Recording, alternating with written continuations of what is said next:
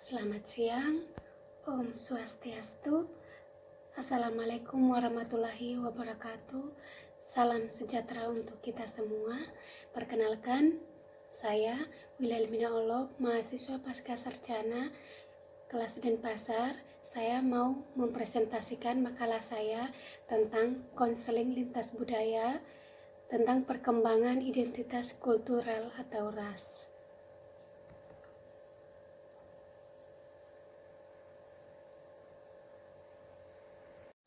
Perkembangan identitas kultural rasial.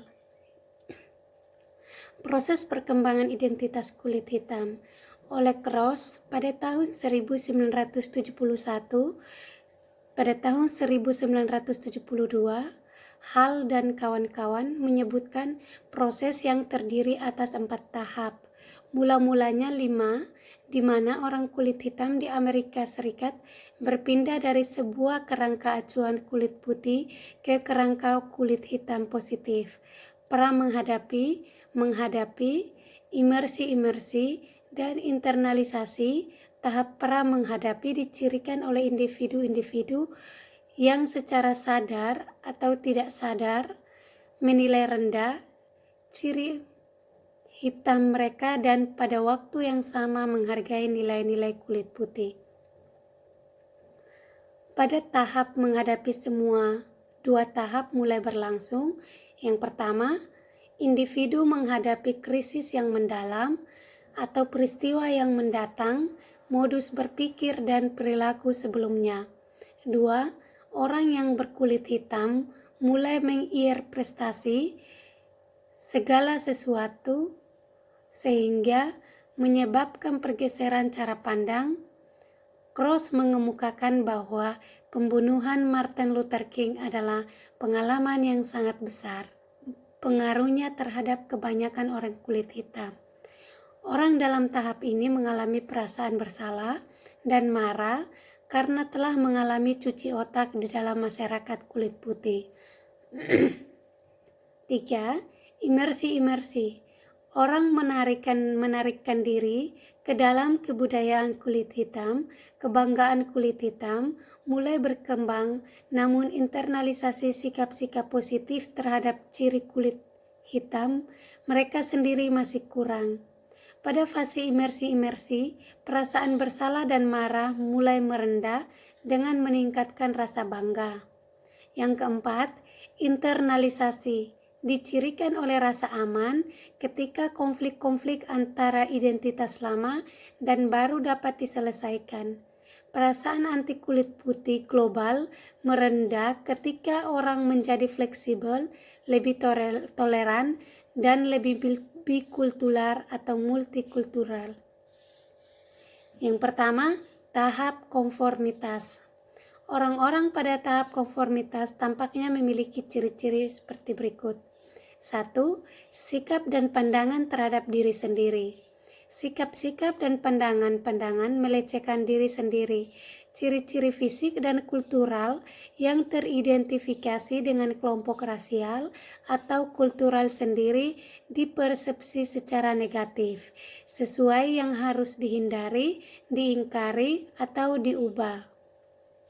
Ciri-ciri fisik, warna kulit hitam, mata sipit, orang-orang Asia.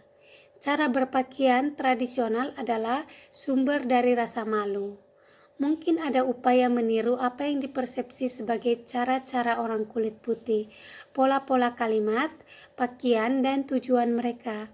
Penghargaan diri internal yang rendah merupakan ciri-ciri dari orang yang ada pada tahap ini.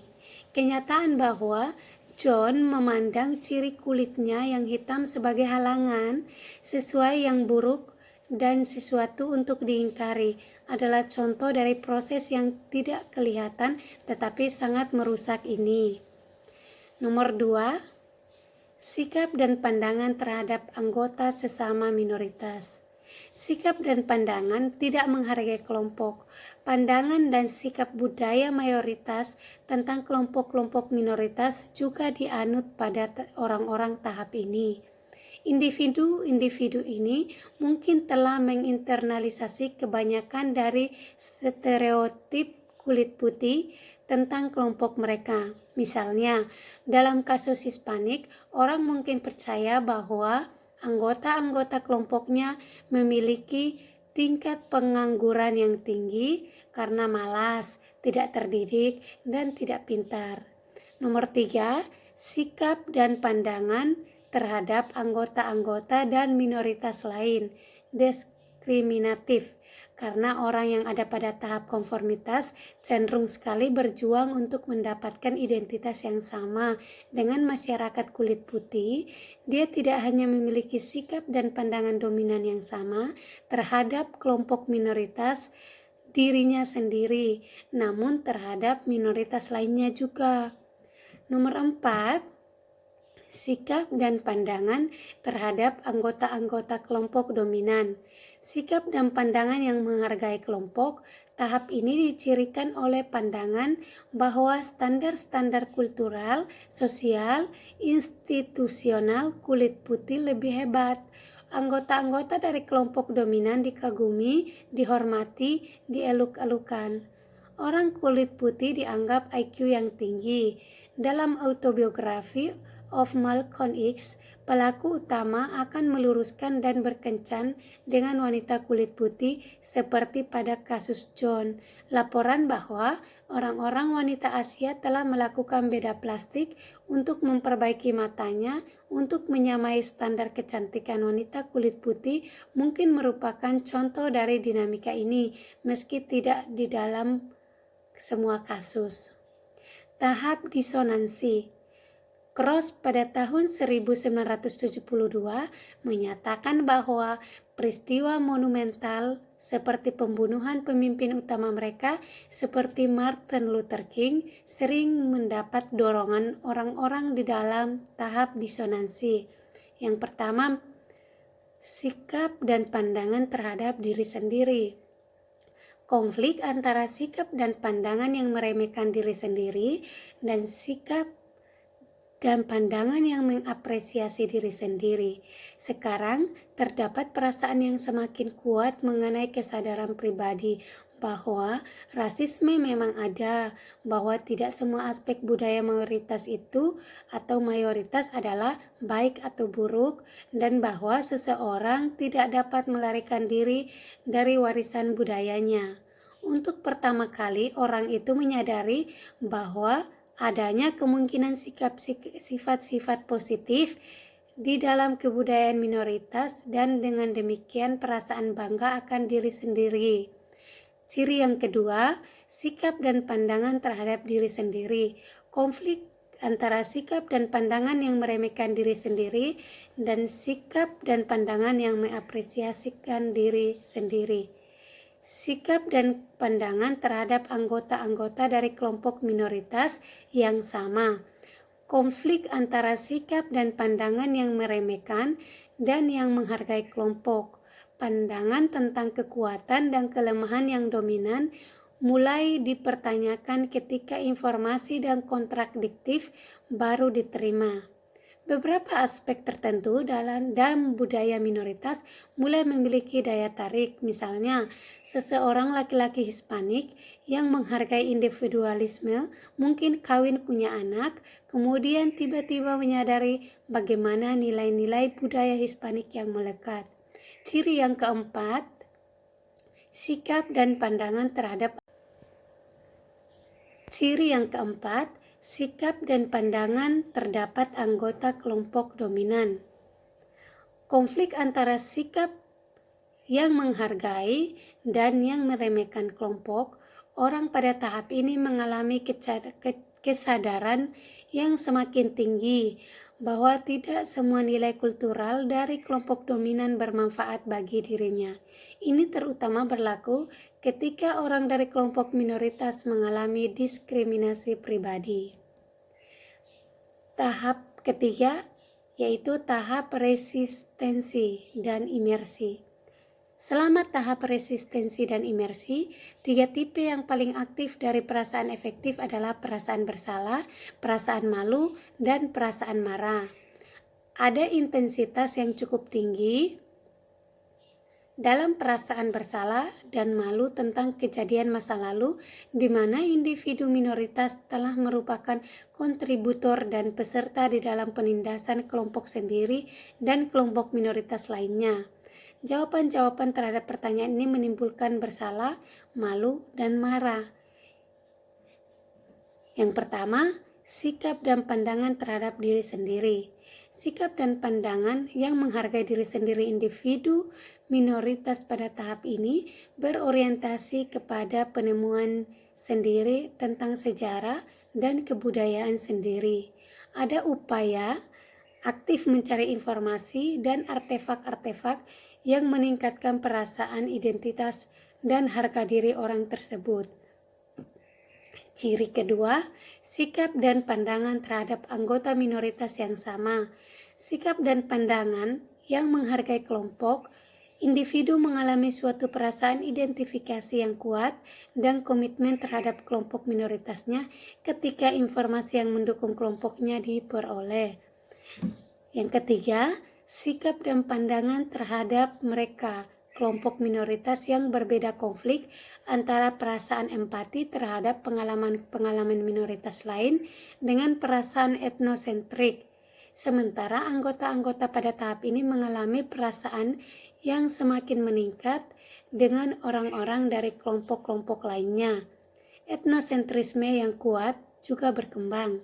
Persahabatan dengan kelompok-kelompok lain cenderung bersifat sementara dan berdasarkan pada tujuan-tujuan jangka pendek atau suatu pandangan global tentang penindasan.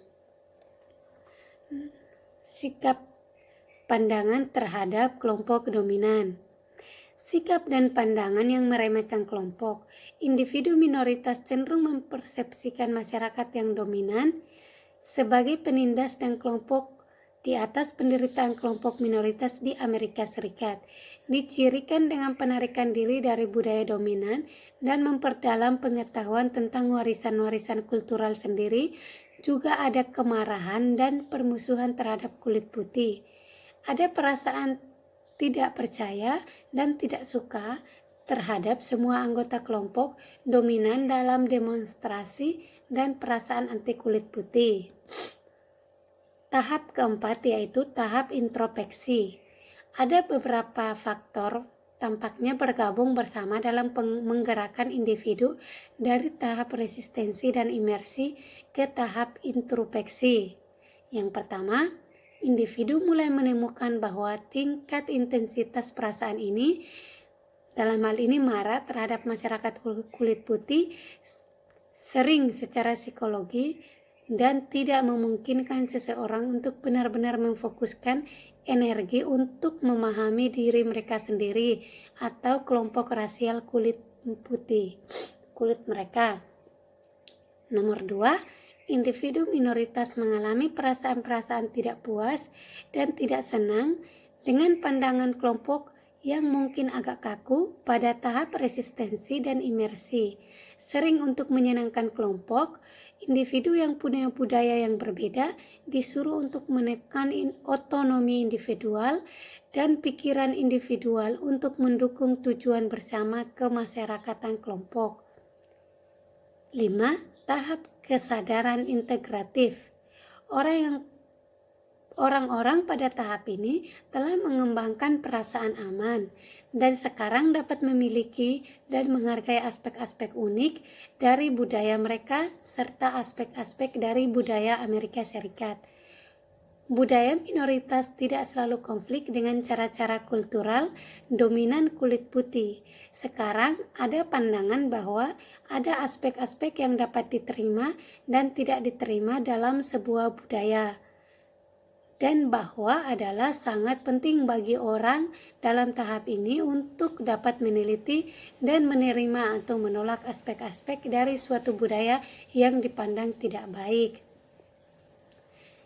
B. Implikasi konseling dari model ECID. Mari kita mengemukakan beberapa implikasi konseling umum dari model RCID sebelum membahas makna-makna khusus di dalam masing-masing tahap. 1. Suatu pemahaman terhadap perkembangan identitas kultural pasti menyebabkan konselor sensitif terhadap peranan yang dimainkan oleh penindasan di dalam perkembangan individu minoritas. Sementara konseling individual diperlukan memerangi kekuatan-kekuatan dari rasisme adalah pendekatan proaktif yang dapat digunakan konselor maupun klien. Bagi konselor, intervensi sistem sering merupakan jawaban, sedangkan bagi klien dengan budaya yang berbeda ini berarti kebutuhan untuk memahami, mengendalikan, dan mengarahkan kekuatan-kekuatan di masyarakat yang meniadakan proses identitas positif. Yang kedua, model ini akan membentuk konselor dalam mengenali perbedaan dan anggota-anggota dari kelompok minoritas yang sama dan alat diagnosis sehubungan dengan identitas kultural mereka. 2. Model ini akan membentuk konselor dalam mengenali perbedaan dalam anggota dari kelompok minoritas yang sama dan alat diagnosis sehubungan dengan identitas kultural mereka. 3. Model ini memungkinkan konselor menyadari sifat yang potensial berubah dan berkembang dari identitas kultural klien. Tahap-tahap dari implikasi konseling dari model RCID. Yang pertama, tahap konformitas, implikasi konseling. Ciri-ciri dari individu pada tahap konformitas yaitu pandangan yang menyatakan bahwa cara-cara kulit putih yang lebih hebat dan cara-cara minoritas lebih rendah. Menunjukkan beberapa implikasi konseling yaitu klien yang berada budaya cenderung lebih suka konselor kulit putih daripada konselor minoritas. Ini konsekuensi logis dari pandangan bahwa orang kulit putih lebih kompeten dan mampu daripada anggota-anggota dari rasnya sendiri. Kebanyakan individu konformitas akan berupaya menjejaki identitas budaya atau memfokuskan perhatian pada perasaan yang sangat mengancam. Klien-klien pada tahap ini umumnya lebih menyukai pendekatan masalah yang berorientasi tugas. Tahap kedua yaitu tahap disonansi implikasi konseling. Ketika individu mulai terjadi sadar akan konsisten antara pandangan yang dianut kelompok dominan dengan pandangan kelompok mereka, perasaan disonansi atau ketidakserasian muncul. Perhatian yang tidak terfokus dan pertanyaan-pertanyaan yang diajukan terhadap diri sendiri. Identitas dan harga diri paling sering dibawa ke dalam konseling. Lebih sadar secara kultural daripada klien-klien pada tahap konformitas, klien pada tahap disonansi mungkin lebih suka dengan konselor yang memiliki pengetahuan yang baik mengenai kelompok kultural klien, meskipun mungkin masih ada preferensi terhadap konselor kulit putih. Tahap ketiga, tahap resistensi dan imersi implikasi konseling. Klien-klien minoritas pada tahap ini cenderung memandang masalah-masalah psikologis mereka sebagai produk penindasan dan rasisme.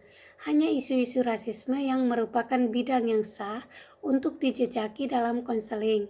Selanjutnya, keterbukaan antara pengungkapan diri kepada konselor selain dari kelompok dirinya sendiri adalah berbahaya karena konselor-konselor kulit putih adalah musuh dan anggota dari kelompok penindasan. Klien-klien pada tahap resistensi dan imersi percaya bahwa masyarakatlah yang harus disalahkan atas dilema mereka sekarang ini dan secara aktif menantang sistem kepahaman. Klien Hispanik, pertama-tama saya tidak percaya pada konseling. Saya kira konseling itu sesuatu yang jelek. Orang-orang dalam konseling selalu mencoba menyesuaikan orang dalam masyarakat yang sakit. C. Perkembangan identitas kulit putih.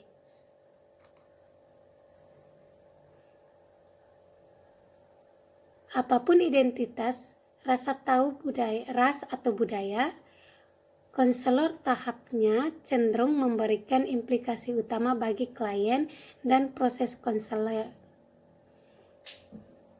Clarey dan Parker pada tahun 1989, Helms pada tahun 1984, Petereto pada tahun 1988.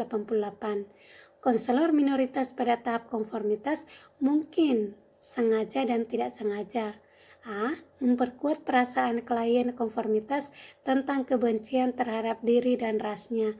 B.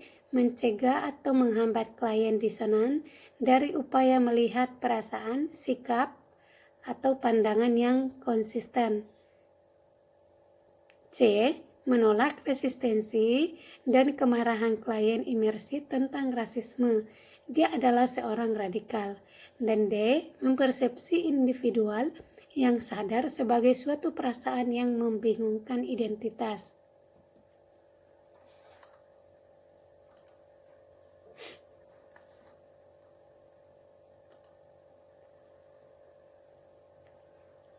Tahap pertama, tahap konformitas kulit putih. Sikap dan pandangan pada tahap ini sangat etnosentris.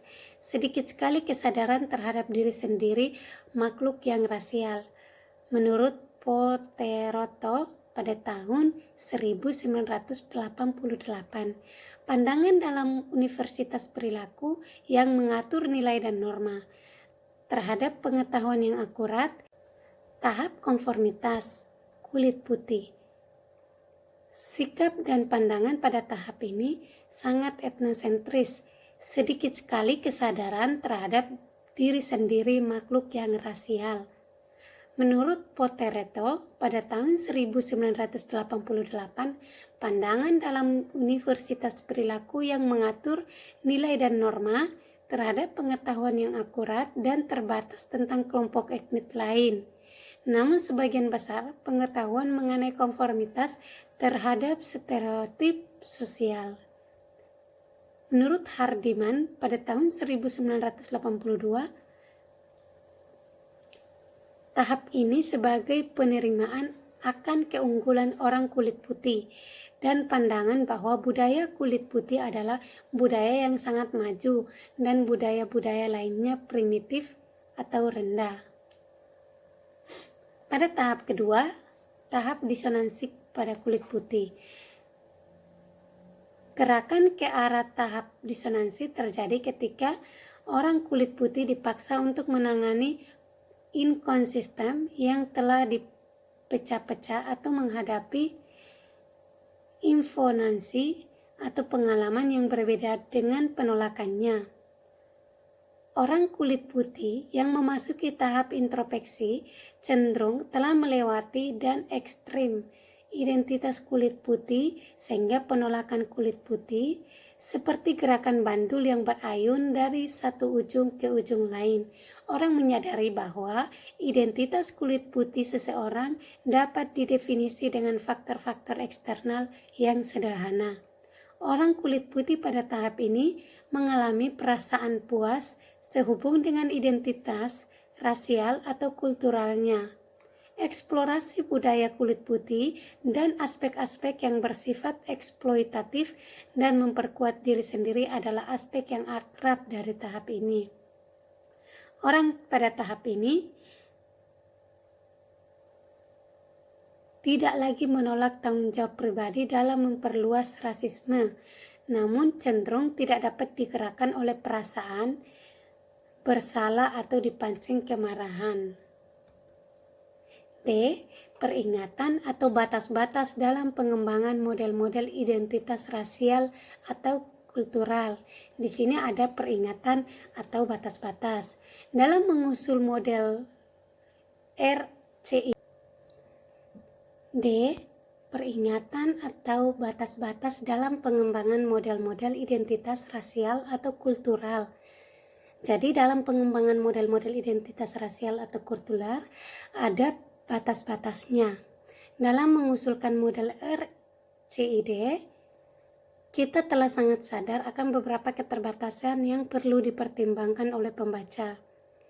Model RCID harus tidak dipandang sebagai sebuah teori kepribadian umum dengan tahapan khusus yang dapat diidentifikasi yang berperan sebagai kategori-kategori yang tetap. Perkembangan identitas kultural adalah sebuah proses dinamis, bukan statis. Salah satu bahaya yang dapat dihadapi konselor adalah mengeluarkan tahap-tahap ini sebagai wujud yang tetap. Telah semakin jelas bahwa hampir semua model perkembangan identitas kultural dimulai pada tahap yang melibatkan interaksi dengan masyarakat penindas. Kebanyakan dari model-model ini lemah di dalam memformulasikan sebuah tahap sebelum ciri-ciri konformitas. Imigran Asia baru-baru ini ke Amerika Serikat adalah contoh yang baik dari tidak sempurnanya model perkembangan identitas kultural. Banyak imigran Asia ke Amerika Serikat itu cenderung memperhatikan sikap positif dan pandangan yang positif terhadap budaya mereka. Ada sebuah nilai implikasi yang diberikan di dalam hampir semua model perkembangan. Jelaslah bahwa semua model perkembangan identitas kultural mengasumsikan bahwa beberapa penyelesaian kultural yang lebih sehat daripada yang lainnya. Misalnya, model RCID memang percaya bahwa tahap kesadaran integratif merupakan bentuk yang lebih tinggi dari keberfungsian yang sehat. Kita perlu mempertimbangkan kekuatan sosiokultural yang berpengaruh perkembangan identitas. Banyak dari model perkembangan identitas kulit hitam yang terdahulu muncul sebagai akibat dari pengalaman yang dipersepsi dan nyata dari penindasan terhadap masyarakat kita. Ada kebutuhan yang urgen bagi kita untuk memahami atau memperluas model-model ini. Isu-isu kelas, usia, jenis kelamin, dan lain-lain telah ditangani dengan memadai dalam model-model ini. Banyak bukti bahwa sementara identitas mungkin bergerak secara berturut-turut melalui tahap-tahap yang dapat diidentifikasi, yaitu komponen-komponen efektif, sifat, kognitif, dan perilaku dari identitas mungkin tidak bergerak secara seragam. Terima kasih. Dan demikian presentasi saya. Terima kasih atas kesempatan ini, Prof.